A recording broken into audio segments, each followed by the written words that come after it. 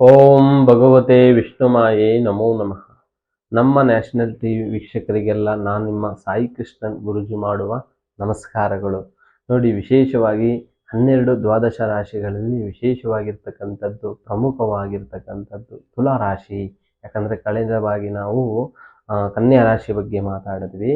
ಹಾಗೆ ಈಗ ಪ್ರಮುಖವಾಗಿರ್ತಕ್ಕಂಥ ತುಲಾ ರಾಶಿ ರಾಶಾಧಿಪತಿ ಬಂದು ಶುಕ್ರ ಆಗ್ತಾನೆ. ಬಹಳ ಪ್ರಬಲವಾದ ಗ್ರಹ. ಯಾಕಂದರೆ ಹಾಗೆ ಶಾರ್ಪ್ನೆಸ್ ಆಗಿರ್ತಾರೆ, ಹಾಗೆ ಮೈಂಡೆಡ್, ಬಹಳಷ್ಟು ವಿಶೇಷವಾಗಿರ್ತಕ್ಕಂಥದ್ದಾಗಿರ್ತಾರೆ. ಮತ್ತು ಇವರಿಗಿರ್ತಕ್ಕಂಥ ಅದೃಷ್ಟ ದಿಕ್ಕುಗಳು, ಅದೃಷ್ಟ ಬಣ್ಣ, ಅದೃಷ್ಟ ಸಂಖ್ಯೆ, ಅವರ ಗುಣ ಸ್ವಭಾವಗಳ ಬಗ್ಗೆ ಇಂದಿನ ಸಂಚಿಕೆಯಲ್ಲಿ ನಾನು ತಿಳಿಸ್ಕೊಡ್ತೇನೆ. ಪ್ರಮುಖವಾಗಿ ನೋಡಿ, ತುಲಾ ರಾಶಿಗೆ ಅಧಿಪತಿ ಆಗ್ತಕ್ಕಂಥ ಶುಕ್ರ ಆಗಿರೋದ್ರಿಂದ ಮತ್ತು ಅವರಿಗೆ ಅದೃಷ್ಟವಾಗಿರ್ತಕ್ಕಂಥದ್ದು ದಿಕ್ಕು ಯಾವುದಂತ ಹೇಳಿದ್ರೆ ಪ್ರಮುಖವಾಗಿ ಬಂದು ಪಶ್ಚಿಮ. ಯಾಕಂತ ಹೇಳಿದ್ರೆ ಈ ಪಶ್ಚಿಮ ದಿಕ್ಕಿನಲ್ಲಿ ಮನೆಗಳನ್ನು ಮಾಡೋದ್ರಿಂದ, ದಿಕ್ಕಿನಲ್ಲಿ ಇರ್ತಕ್ಕಂಥದ್ದು ಮತ್ತು ಹೊಸದಾದ ಕಟ್ಟಡಗಳನ್ನು ಮಾಡೋದ್ರಿಂದ ಬಹಳಷ್ಟು ಅದೃಷ್ಟದಾಯಕವಾಗಿ ಆಗ್ತಕ್ಕಂಥದ್ದಾಗಿರುತ್ತೆ. ಹಾಗೆ ಅವರಿಗೆ ಅದೃಷ್ಟವಾಗಿರ್ತಕ್ಕಂಥ ರತ್ನ ವಜ್ರ, ಅವರ ರಿಂಗಿನಲ್ಲಿ ವಜ್ರ ಹಳ್ಳಿ ಧರಿಸೋದ್ರಿಂದ ಬಹಳ ಅದೃಷ್ಟ ಬರ್ತಕ್ಕಂಥದ್ದಾಗಿರುತ್ತೆ. ಹಾಗೆ ಅವರಿಗೆ ಅದೃಷ್ಟವಾದ ಸಂಖ್ಯೆ ವಿಶೇಷವಾಗಿರ್ತಕ್ಕಂಥದ್ದು 4, 6, 8.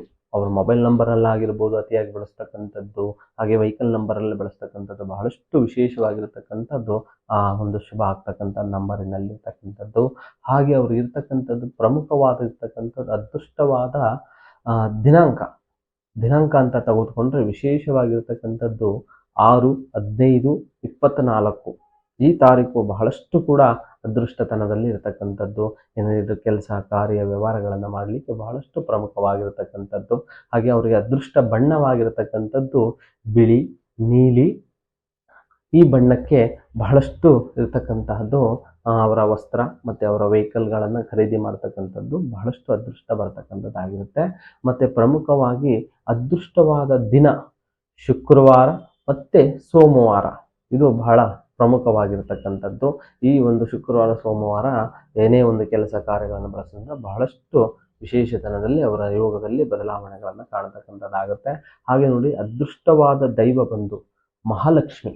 ಯಾಕಂದರೆ ಶುಕ್ರವಾರ ದಿವಸ ಮಹಾಲಕ್ಷ್ಮಿಯನ್ನು ದರ್ಶನ ಮಾಡೋದ್ರಿಂದ ಸಾಕಷ್ಟು ಅವ್ರಿಗಿರ್ತಕ್ಕಂಥ ಏನೇ ತೊಂದರೆ ತಾಪತ್ರಗಳಿದ್ದರೂ ಕೂಡ ನಿವಾರಣೆ ಆಗಿ ಬಹಳಷ್ಟು ಅವರ ಕೆಲಸ ಕಾರ್ಯಗಳಲ್ಲಿ ಬಹಳಷ್ಟು ಅಭಿವೃದ್ಧಿಗಳನ್ನು ಕಾಣತಕ್ಕಂಥದ್ದಾಗುತ್ತೆ. ಪ್ರತಿದಿನ ಮಹಾಲಕ್ಷ್ಮಿಯನ್ನು ಶುಕ್ರವಾರ ದಿವಸ ನೋಡೋದ್ರಿಂದ, ಅನುಗ್ರಹ ಮಾಡೋದ್ರಿಂದ ಬಹಳಷ್ಟು ಒಳ್ಳೆಯದಾಗಿರುತ್ತೆ.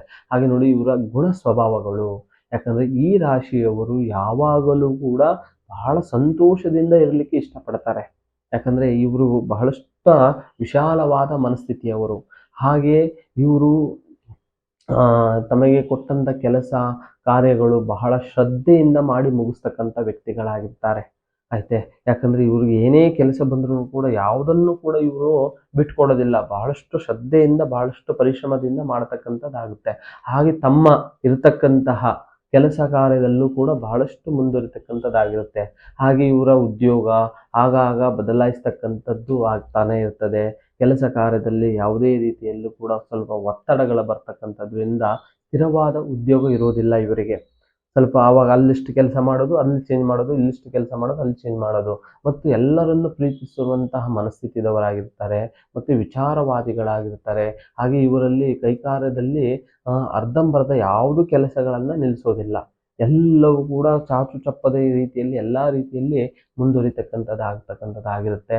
ಅದಾದ ನಂತರ ಪ್ರಮುಖವಾಗಿ ಇವರ ಯೋಗದಲ್ಲಿ ಬಹಳಷ್ಟು ಕೂಡ ಇವರ ಮನಸ್ಸು, ಭಾವನೆ, ಆಲೋಚನೆ ಎಲ್ಲವೂ ಕೂಡ ವಿಶಾಲವಂಥದ್ದು, ಬಹಳ ಸ್ನೇಹಪರವಾಗಿರ್ತಕ್ಕಂಥದ್ದು, ಬಹಳ ಸೌಜನ್ಯವಾಗಿರ್ತಕ್ಕಂಥದ್ದು, ಎಲ್ಲ ರೀತಿಯಲ್ಲೂ ಕೂಡ ಅನುಗುಣವಾಗಿ ಮುಂದುವರಿತಕ್ಕಂಥದ್ದು ಗುಣ ಸ್ವಭಾವಗಳಾಗಿರ್ತಾರೆ.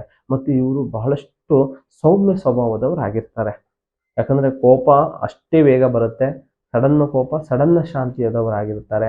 ಎಷ್ಟೇ ಕೋಪ ಬಂದರೂ ಕೂಡ ಅವರಷ್ಟಕ್ಕೆ ಸಮಾಧಾನ ಮಾಡಿಕೊಂಡು ಮತ್ತೆ ಪರಿವರ್ತನೆ ಆಗಿ ಮತ್ತೆ ಎಲ್ಲ ರೀತಿಯಲ್ಲಿ ಮುಂದುವರಿತಕ್ಕಂಥ ವ್ಯಕ್ತಿಗಳಾಗಿರ್ತಾರೆ. ಯಾವುದನ್ನು ಮನಸ್ಸಲ್ಲಿ ಇಟ್ಕೊಳ್ಳೋದಿಲ್ಲ ಇವರು. ಪ್ರಬಲವಾಗಿದ್ದು ಮುಖ್ಯವಾಗಿರ್ತಕ್ಕಂಥದ್ದು ಇವರಲ್ಲಿ.